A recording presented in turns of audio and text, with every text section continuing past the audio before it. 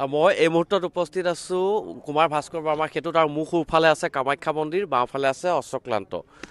ইতিমধ্যে এই সেতুখন মুকলি কৰাৰ লগে লগে ইয়াত পুৱাৰে পৰা যথেষ্ট সংখ্যক লোকৰ সমাগম ঘটিছে। দলঙৰ মাজভাগৰ পৰিস্থিতি দেখা নাছিলে, কেনেকুৱাকৈ বনাইছে, কিমান কি সুবিধা আছে আমি দেখুৱাম। বহু লোকে ইয়াত পুৱাৰ ভাগত মৰ্ণিং ৱাক কৰিবলৈ আহিছে। দাদা ফুপাই আছে, কিমান দূৰৰ পৰা দৌৰিলে? মই আজি সতী ৰাধিকা উদ্যানৰ পৰা আহি ইয়াতে 2 ৰাউণ্ড, এইটো 3rd ৰাউণ্ড হৈছে। অলৰেডি 21.35 কিলোমিটাৰ, তাৰমানে হাফ মাৰাথন মোৰ হৈ গৈছে।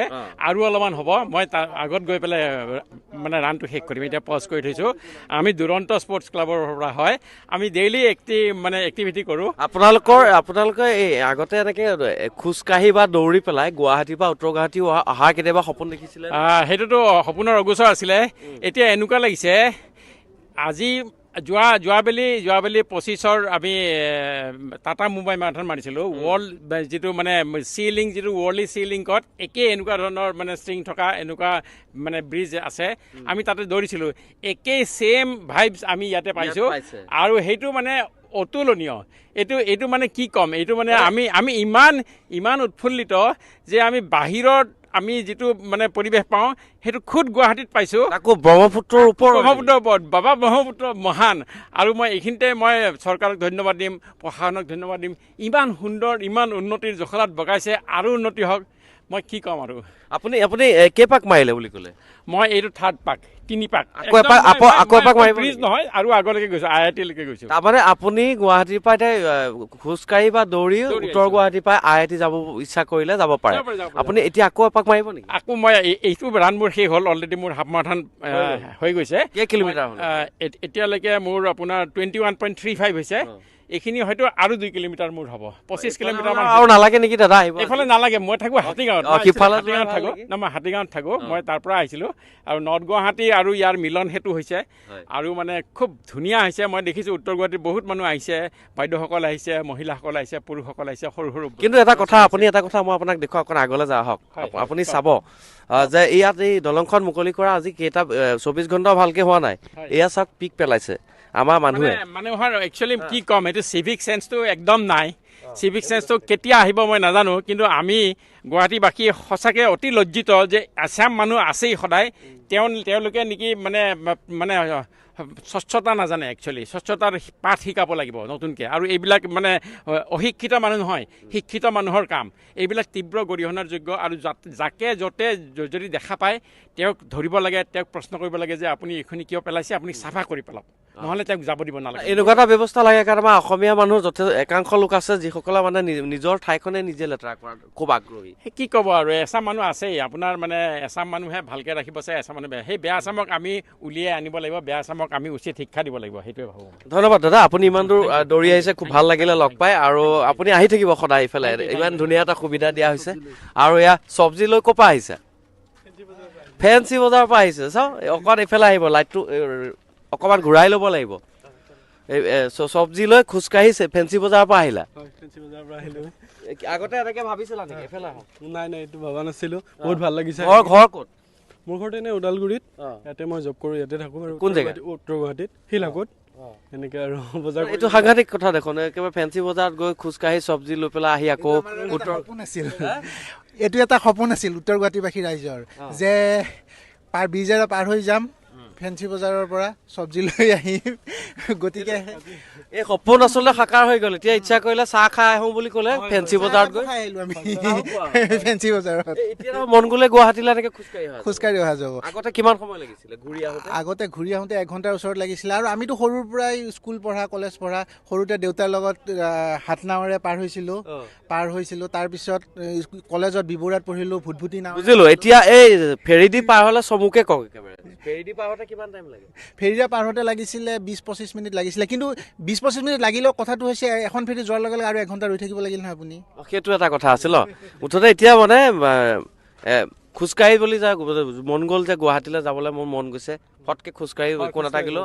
হয়, খোজকাঢ়ি যাব পাৰে। কেনেকুৱা সুবিধা? বহুত ভাল সুবিধা হৈছে, বহুত ভাল লাগিছে আজি, আনন্দিত। আৰু কিন্তু ইয়াত যে পিক পেলাইছে কোনোবাই কি ক'বা আৰু, এইটো মানুহৰ এইটো স্বভাৱে। আৰু পিক চিক কালি 24 ঘণ্টা ভালকে হোৱা নাই মুকলি। কালি ৰাতিয়ে পৰিছে, কালি ৰাতিয়ে পেলাইছে।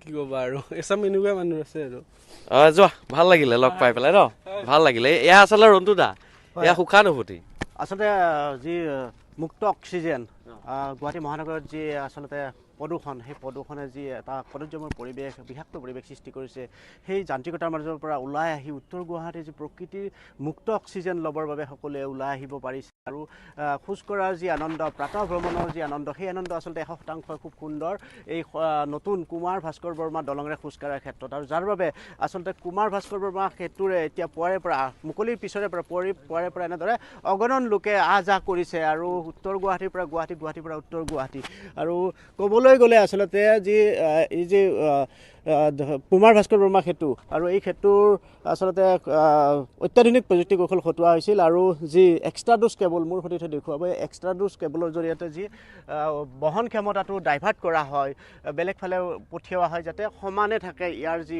বহন ক্ষমতাটো সেইটো প্ৰযুক্তি কৌশলো ইয়াত খটুৱা হৈছে আৰু শেহতীয়া ডিজিটেল কৌশল যি অত্যাধুনিক কৌশল আছে সকলো উপলব্ধ হৈছে এই দলংখনত আৰু যাৰ বাবে এই দলংখন আচলতে সঁচাকৈয়ে এক নিৰ্ভয় আৰু আস্থাৰে আচলতে আৰু এটা কথা ৰন্তু আচলতে আপুনি আমি য'ত আছোঁ ইমান ধুনীয়াকৈ দলংখনৰ এনেকুৱা ধৰণৰ এটা স্থানত নিৰ্মাণ কৰা হৈছে এইফালে হৈছে উমানন্দ বা অশ্বক্লান্ত আমি দলংখন উত্তৰ গুৱাহাটীৰ দিশৰ পৰা আহিলে বাওঁফালে উমানন্দ বা অশ্বক্লান্ত পোৱা যায় আৰু একেদৰে সোঁফালৰ পৰা যদি চোৱা যায় তেনেহ'লে তাত মা কামাখ্যাৰ মন্দিৰ হয় আচলতে আমি যদি চাওঁ পূবৰ ফালে চাওঁ যদি অশ্বকান্ত দেৱালয় শ্ৰীকৃষ্ণৰ পদধূলি বিজড়িত অশ্বকান্ত দেৱালয় ইয়াৰ পৰা আচলতে চাব পাৰিব আৰু লগতে আছে যি কিছু দূৰত দৌলগোবিন্দ মন্দিৰ বা মণিকৰ্ণেশ্বৰ দেৱালয় আৰু আছে উমানন্দ মন্দিৰ গতিকে শুক্লেশ্বৰলৈকে আমি গোটেইখিনি এই দলংখনৰ পৰা উপভোগ কৰিব পাৰোঁ আৰু এটা সুন্দৰ পৰিৱেশ ইয়াৰ পৰা আৰু খুব সহজ উপায় যে আমি গোটেইখিনি চাব পাৰোঁ মহানগৰখনৰ পাৰ্শ্বৱৰ্তী অঞ্চল বা আশে পাশে থকা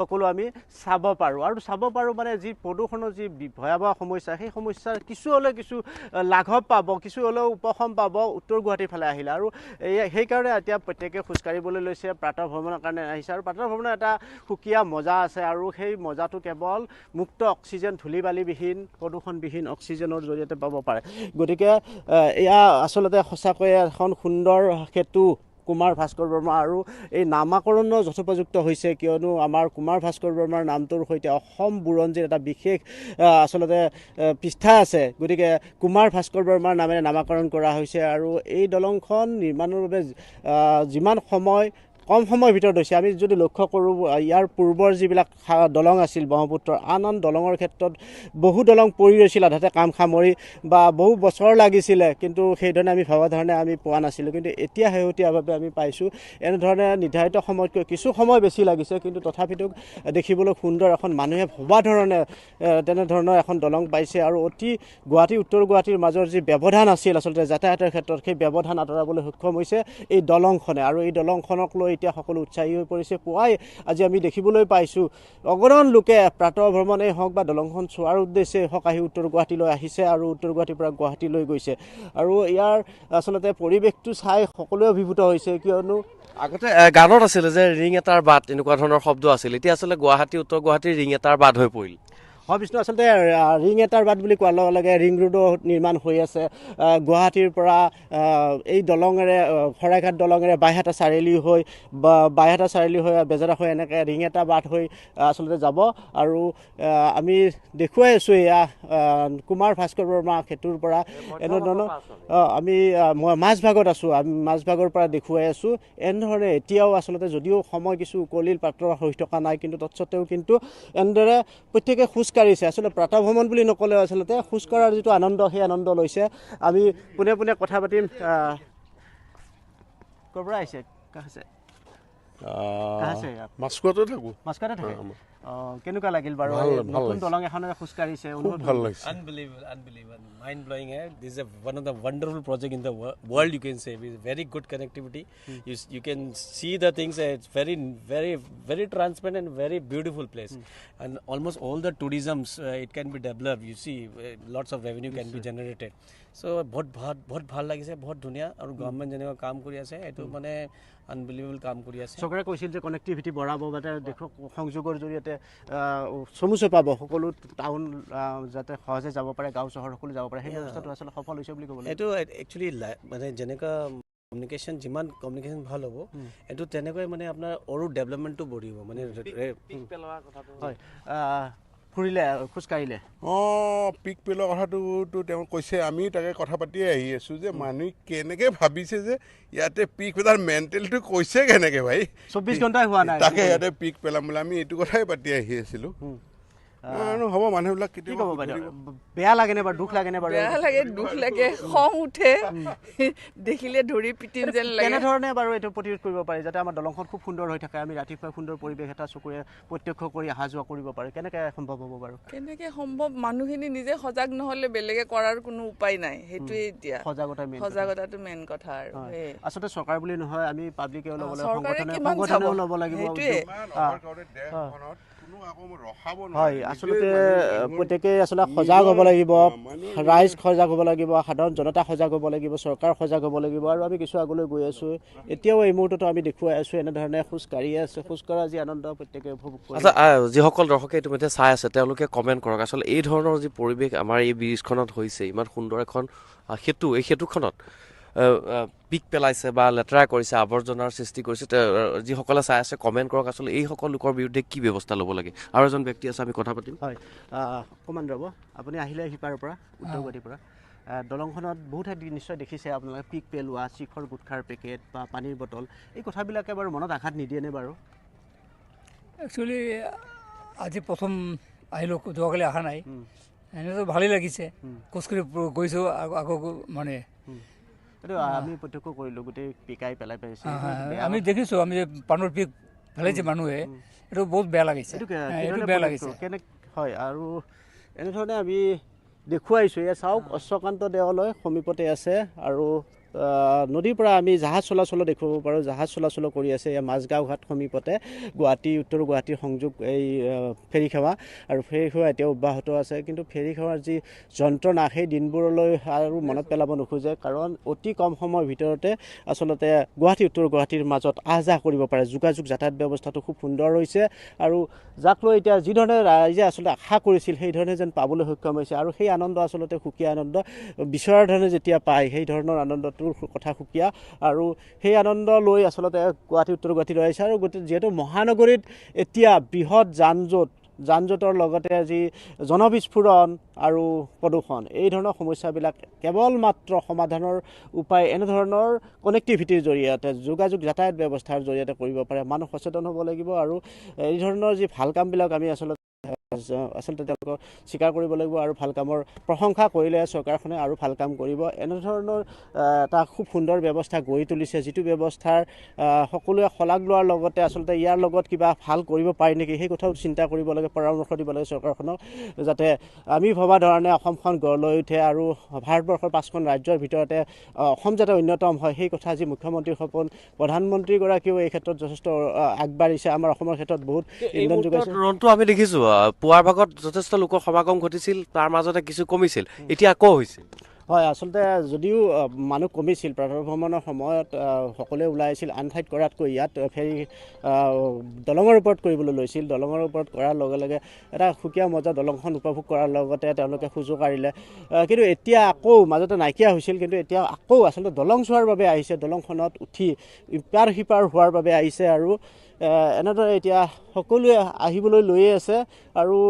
যিহেতু এই দলংখনৰ ক্ষেত্ৰত আচলতে প্ৰায় এমাহ সময় বাহন চলাচলৰ বাবে অনুমতি দিয়া হোৱা নাই গতিকে খুব সুন্দৰকৈ সকলোৱে আহ যাহ কৰিব পাৰিব খোজকাঢ়িব পাৰিব আৰু প্ৰত্যেকৰে এটা হেঁপাহ থাকে যিহেতু ব্ৰহ্মপুত্ৰৰ ওপৰত এখন নতুন দলং হ'ব গতিকে নতুন দলংখনেৰে খোজকাঢ়া বা এখন নতুন ঠাইৰ সৈতে চিনাকি হোৱা যি হাবিয়াস থাকে সেয়া এনেদৰে সম্ভৱ হৈ উঠিছে আৰু গতিকে প্ৰত্যেকেই খোজকাঢ়ি ইয়াত আনন্দ লৈছে আৰু প্ৰত্যেকেই এনেধৰণে চেলফি উঠিছে কোনোবাই ফটো উঠাইছে আৰু ক'বলৈ গ'লে প্ৰত্যেকে আনন্দিত আৰু আমি কথা পাতিম আপোনালোক কোনফালৰ পৰা উত্তৰ গুৱাহাটীৰ পৰা আহিলে কেনেকুৱা দেখিলে বাৰু একদম বঢ়িয়া ইমান ধুনীয়া লাগিছে না আৰু কি কোনো মানে উত্তৰ নাই বহুত বঢ়িয়াকৈ লাগিছে সদায় প্ৰাতঃ ভ্ৰমণ কৰে মানে মৰ্ণিং ৱাক কৰে আজি এইফালে আহিলে আজি ইফালে আহিলোঁ ডেইলি আমি ইফালে গ'লোঁ হা এনেকুৱা দলং এখনৰ কথা আগতে আপোনালোকে ভাবিছিল না আমিতো ভাবাই নাই সেনেকা দলং বুলি আমি ভাবাই নাই